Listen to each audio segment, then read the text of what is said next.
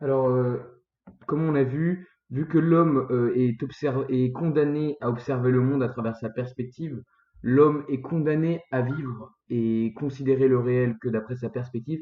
Il ne peut pas dire que sa perspective est vraie dans l'absolu.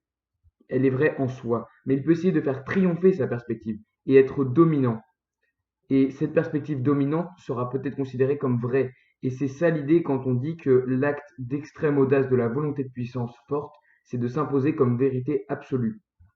Je me répète, pardon, pour si mon idée n'est pas comprise pour vous, quand Nietzsche, par exemple, va dire que Dieu est mort, et c'est mon interprétation, bien évidemment. Il dit que le christianisme était dominant à une époque, il était vivant.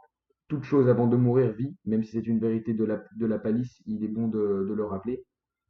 Quand Dieu était vivant, le christianisme était dominant sur Terre, au Moyen Âge, tout ça, et les morales qu'il affirmait, qu'il proposait, étaient considérées comme vraies, elles étaient considérées comme absolues.